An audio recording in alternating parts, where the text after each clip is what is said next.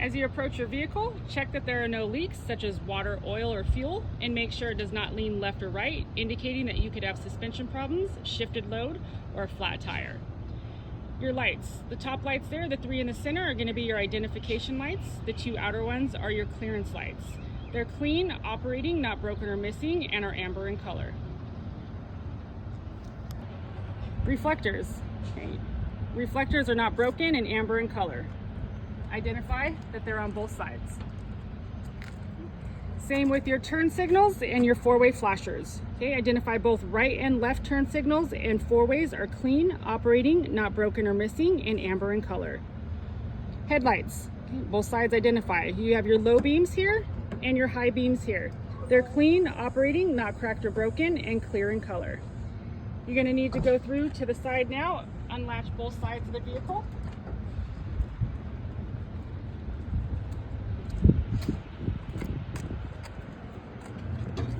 Pull up on this. The other side I've already unlocked, and now I'm going to open up the engine compartment. Okay, hoses. We're checking general hoses on this one here. Okay, just a general overview of your hoses. You're looking for no puddles or dripping fluids on the ground under the engine and transmission. Hoses need to be secured at both ends and have no abrasions, bubbles, cuts, or leaks. Alternator. Your alternator is securely mounted. All wires are fastened. It's not cracked or damaged. Your alternator is belt driven. The belt is not cracked, frayed, or have any signs of wear and tear. When the belt is pushed by hand, it should have no more than 3/4 of an inch play at the center of the belt. Below that is going to be your water pump. Your water pump is securely mounted. It's not cracked, damaged, or leaking. Your water pump is belt driven. It is the same belt that runs the alternator, so you could identify that or give the detail over. Your belt is not cracked, frayed, or have any signs of wear and tear. And when the belt is pushed by hand, it should have no more than 3/4 of an inch play at the center of the belt.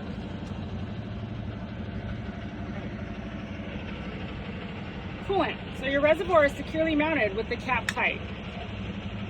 Okay, your reservoir is not cracked, damaged, or leaking. Looking through the sight glass, you're going to check for an adequate level of coolant. You're looking for it right here to be sitting above the minimum line. You need to also add, you're never to remove the radiator cap when the engine is hot. Your oil. This is your dipstick here. This is one that we're just going to verbalize how to check. We don't actually have to do it. So you're going to pull out the dipstick, wipe it off, reinsert it, pull back out, and check that the oil is within safe operating range.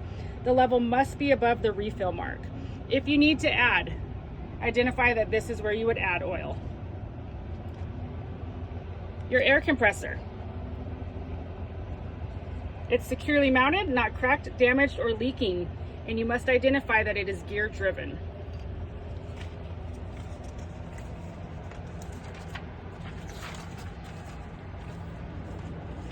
Directly below that, so this hose here that goes from our fluids, power steering fluid, follow it down. This runs into your power steering pump.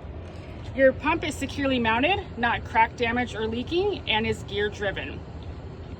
Checking your fluid here. Okay, your power steering fluid. The reservoir is securely mounted, not cracked, damaged, or leaking. Looking through the sight glass, you could also see and make sure it's at an adequate level of fluid. You need to identify all these hoses, okay? These ones we do need to call out separately. You got this hose, these hoses that run into our steering box. You're checking that all the hoses are securely mounted at both ends. Okay, they have no abrasions, bubbles, cuts, or leaks. This is your steering box, securely mounted. It's not cracked, damaged, or leaking. Has no missing nuts and bolts. Steering column, securely mounted at both ends with U-joints. Okay, these are your U-joints. Your U-joints are not worn or loose, and there are no missing nuts or bolts. Your steering column itself, it's not cracked, damaged, or bent, and has no excessive play. Okay, so you're looking here for no excessive play. You can lump sum these parts together right here. You got your pitman arm. Down here you have your drag link. Your upper steering arm is basically this part here, this joint that connects, and this is your tie rod.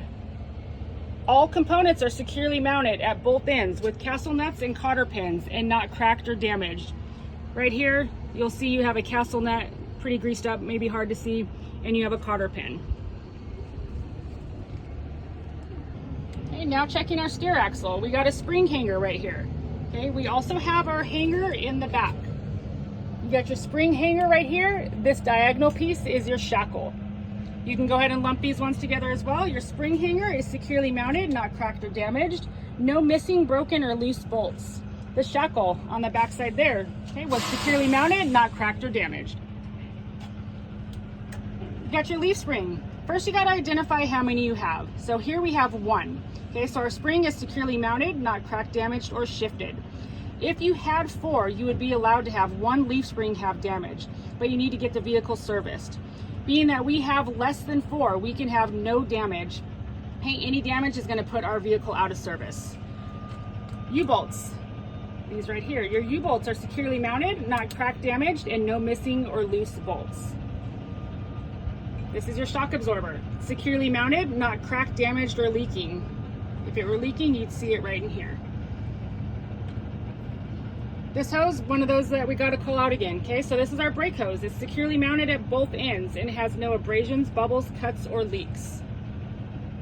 You got your brake chamber, okay? This is your brake chamber clamp. Your chamber is securely mounted, not cracked, damaged, or leaking.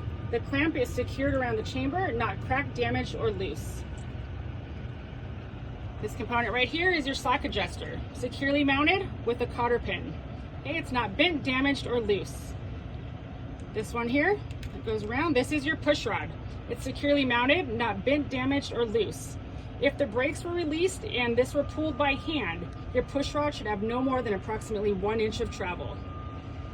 Okay, inside, this is going to be your brake drum. Securely mounted, no cracks, damage, or dents. Okay, you're checking that there's no contaminants such as debris, oil, or grease. This one right here is your brake linings. They're securely mounted. Brake linings should not be loose. They should also have no contaminants such as debris, oil, or grease, and they should not be worn dangerously thin. Okay, you're looking for no less than 1/4 inch at the thinnest part of the lining. Coming out to our tires, we're checking here inflation, condition, and depth. Okay, so break it down. Check the inflation. You're checking with a commercial tire gauge at the valve stem. Okay, you're checking that the tire is inflated to the manufacturer's specifications, which is written on the side wall. Okay, the valve itself, it's not cracked, bent, damaged, or leaking.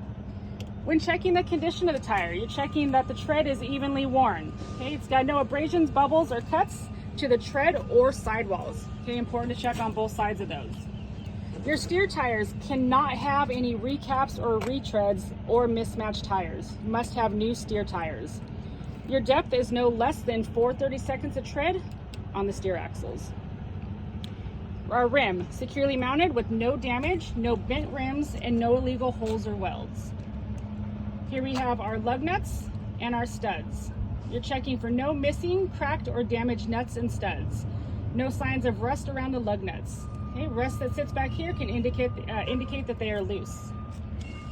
This is your hub. Your hub is securely mounted with bolts, not cracked, damaged, or leaking. Check for an adequate level of oil. Okay, on this one here, we have to remove the cap. If oil comes out, you're good. If it does not and you need to refill, you're going to pull the drain plug right here and you're going to add 90 weight gear oil.